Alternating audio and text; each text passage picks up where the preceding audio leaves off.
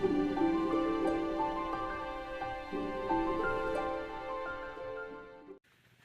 right, hopefully you see most of my face while I'm talking to you. Hi! So yeah, we're going to talk about Hear the Colors today in my tagline.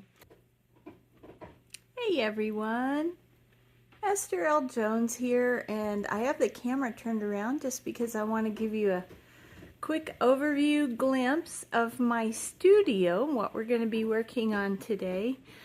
Right there, and I'll zoom in a little bit, are the things that I've been working on this week for one of the craft fairs that I'm signed up for, one of the art shows.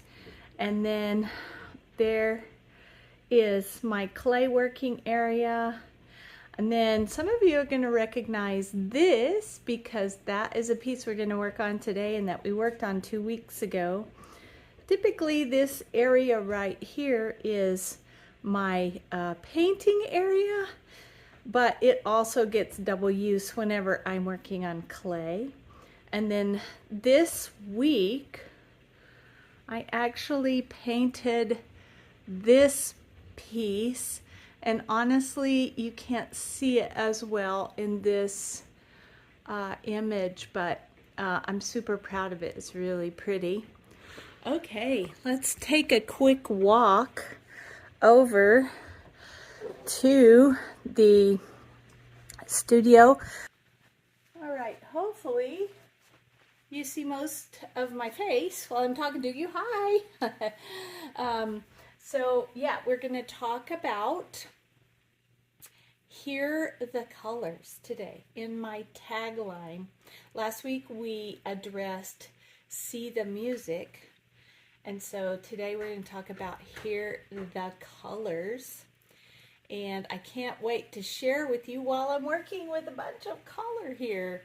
I started this a couple weeks ago in the vlog.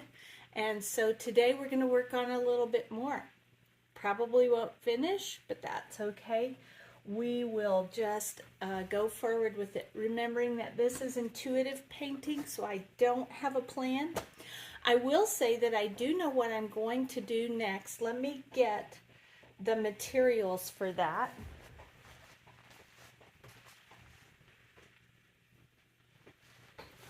I have some yellows and my white gesso, okay? I'm using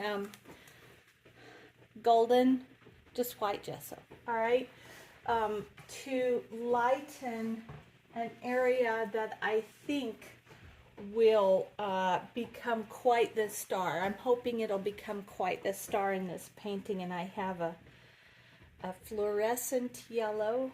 This is a golden high flow acrylic in fluorescent chartreuse, and then I have golden high flow acrylics in, let me see if I can say this, benzimidazolone yellow medium. And I also have some white gouache, which gouache has some properties that I really like. It can be reactivated. This is not acrylic gouache. This is just plain old gouache. So it's like watercolor, and it can be reactivated. And also it doesn't take up tooth like maybe this gesso will.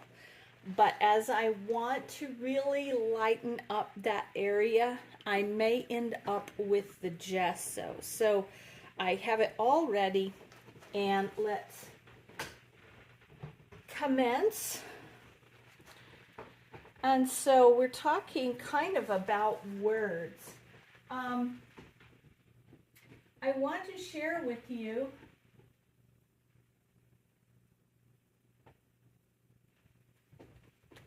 that my daughter, Rosie, my middle daughter, has synesthesia. It's a very, very mild form of synesthesia, but she does have it, and it can cause her to feel colors and to hear colors. When she hears a sound, sometimes it turns into a color or a shape or a texture. It can even cause some problems because, let me get some water here. It can cause her to, like when she's been apartment hunting in the past, she can't even look objectively at an apartment if it has a weird color on the walls or a color that causes her to feel weird. So even though she knows that the color can be changed, she can't see herself living happily there with that.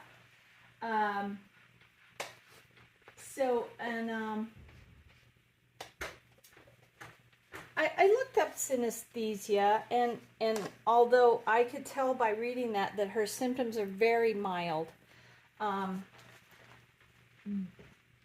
they are consistent with synesthesia. If you don't know what that is, that's when your senses, they're not confused, but they synthesize, they work together.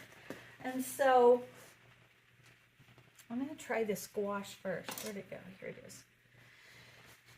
And so she struggles with some of that, but also, I mean, I just think that's a cool skill to have. I wish I had it. Do you have it? And if you do, I sure would like to hear from you in the comments, either here or on the blog, which the link will be, you know, in the comments. Okay. I'm just going to add this here. Yeah. I needed a contrast up here that I didn't leave before. And now I'm thinking about what black lines I want to maybe leave. And I think I'm going to grab this little rag here, make sure I've got a clean spot on it. And I don't want to take the light all the way to there. So she actually hears colors. So there are people who actually do that. If you are a synesthete and you have that, I would sure love to hear from you. I think I said that already. I don't really care about that line either. I'm liking the way this gouache is not covering everything, but giving me a very light area to work with. I want to give it just a little bit more right up here. I may have to squeeze some more out. I'm almost out of that teeny tiny little amount. Also, I mean, let's think about something. We actually use other sense words to describe things in one sense. So for instance, have you ever seen a very loud green? Yeah, and that's what we say. We say, oh, that's really loud. I don't want that edge to be so harsh. Ooh, I like that. Little, yeah, there we go. I'm backing up to look at it. Good, you know, this is already light, so let's add some more light to it so that it's not alone.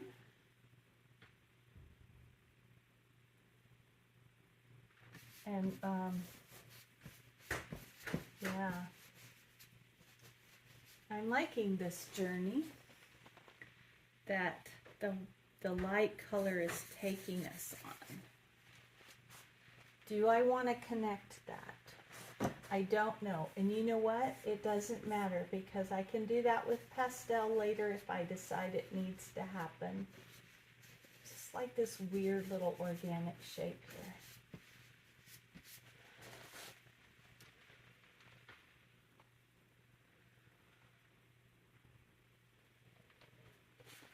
Okay.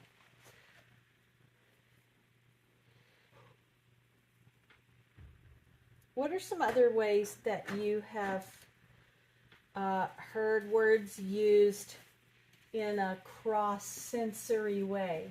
Like, how about the sunset? Let's see, I wrote a few of them down. Let's see. A sizzling orange. Yeah. A sizzling orange, or a tangy lemon yellow. Those are taste words that we're using for colors, right? So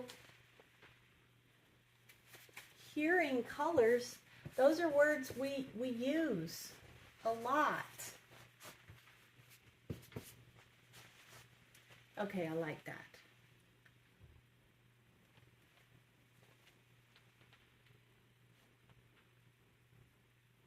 I don't want it to get too spotty though, so I'm going to be really careful. I'm going to put this aside for a few minutes, and I'm almost out of white gouache anyway. Maybe I need to invest in a big tube of it. I bought a set of the teeny tiny gouaches so that I could try them out. And white is apparently one of my favorites. We use a lot of sound colors. Quiet blue sky, silent silver mist. What are some others that you've heard? We use those hearing words to describe something we see. So, like, I think what that might mean, and I'm just taking a minute to look at this and feel what's next. I know that's really not a logical thing to say, but when you're painting intuitively, that's exactly what you're doing. You're looking at it with your eyes. You're opening all the senses. Taste, touch. What music do I see here? I'm intrigued by these green splotches. They stand out more now that I've got that done. And if I want to keep them, they're going to have to become a theme elsewhere somehow. I enjoy this black line. So I think what I'm going to do is I'm going to emphasize some of the black lines that I enjoy. So yeah, synesthesia. I did a little bit of research on that just to see, just to get enough information to make me dangerous. And I was asking myself,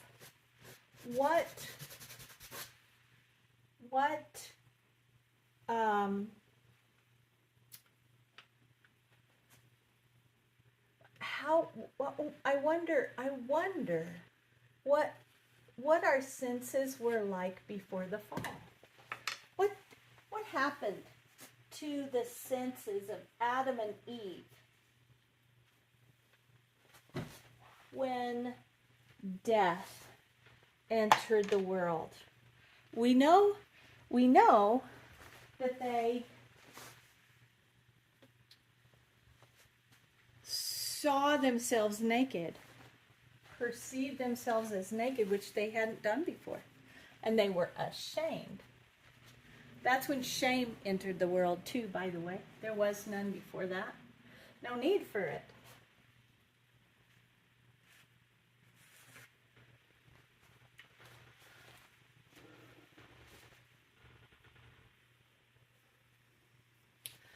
And we know that, but like, did they hear colors?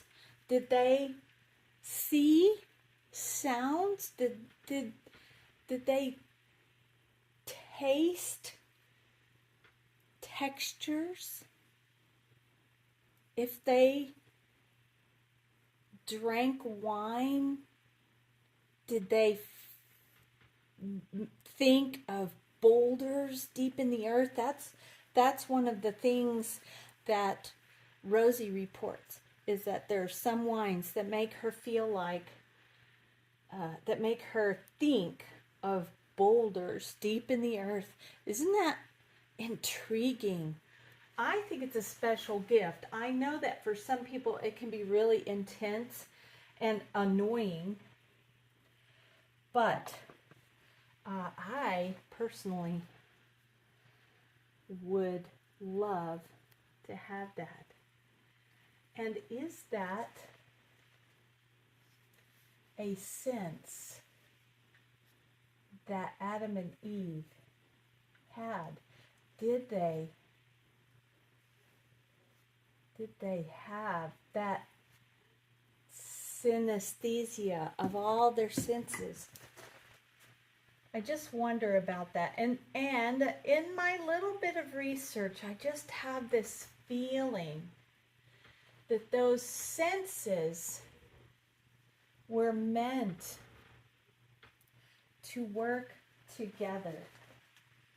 They were meant to work together, and all at the same time. And I just hope, I'm just hoping that my art, my pots and my paintings,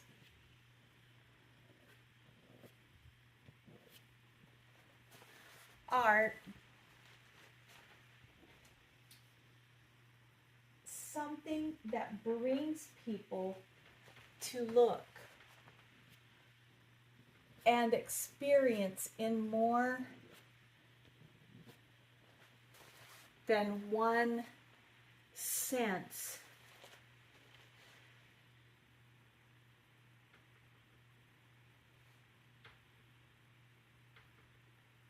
It's really a mystery. I don't always understand how or why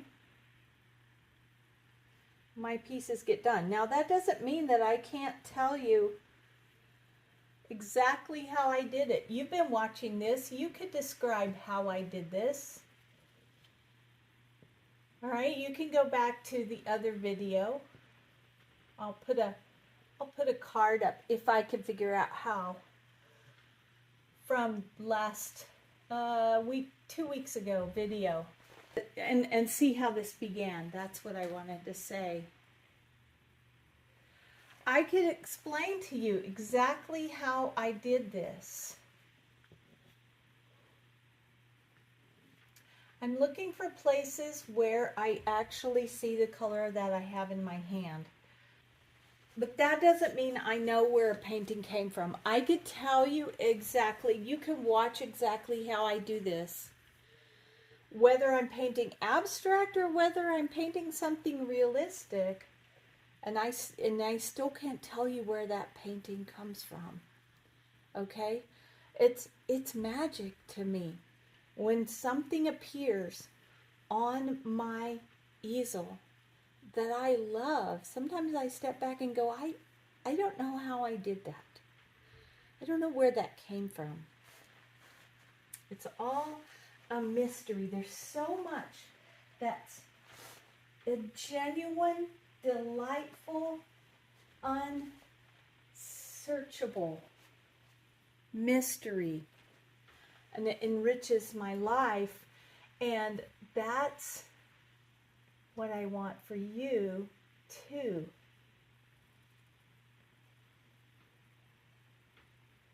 I want you to feel that delight because it brings me to wonder and to worship.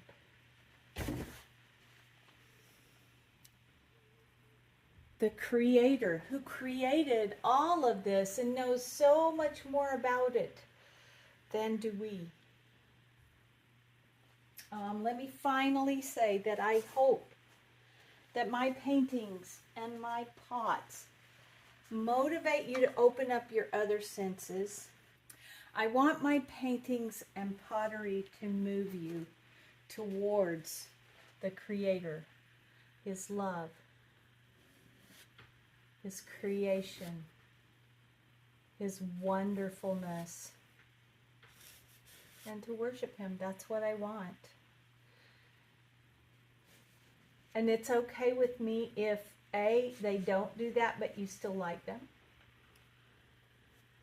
And it's okay with me if that bothers you, that that's what I want my pieces and pots to do. If it does, it does. So this week in the studio. This week in the studio, I'm feeling the pressure, y'all. Feeling the pressure.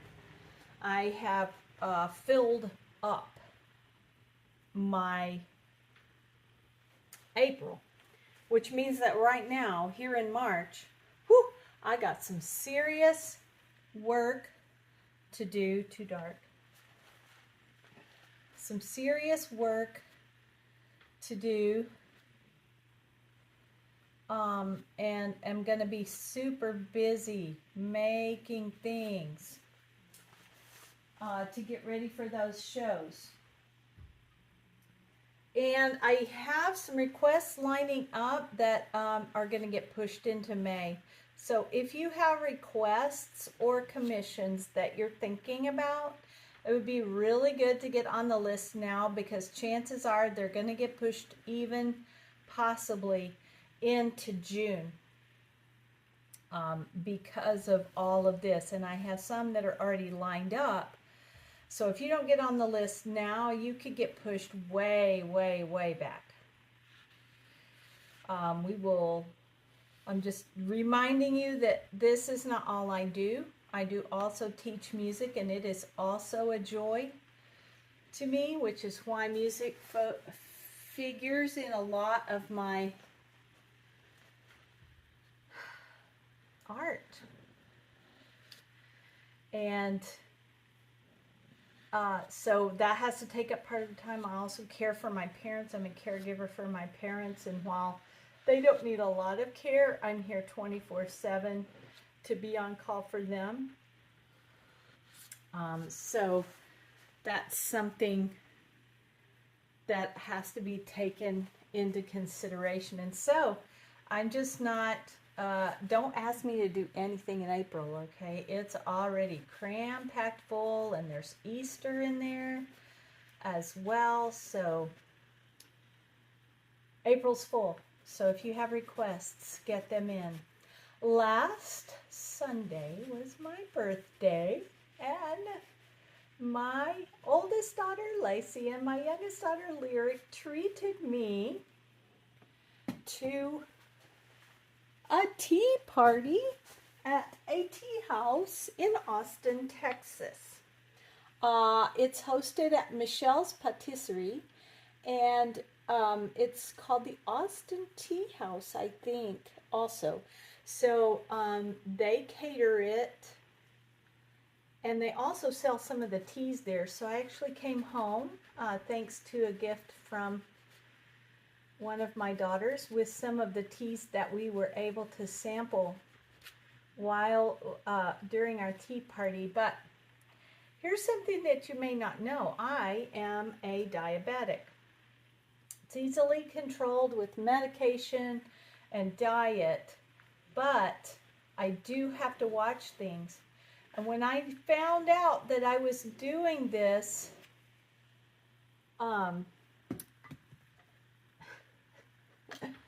yeah, it's raining pastels here. When I found out that I was doing that, this, I knew that I had to taste everything, but especially scones with clotted cream. So I contacted my doctor. I said, it's not really optional. I have to taste everything. What do I need to do to prepare my body for this? And she said, you know what? Just enjoy it. So I did. And so I really enjoyed the whole thing. White bread and high carb meals, and especially white sugar or any kind of sugar, has not passed my lips in 8 years, y'all.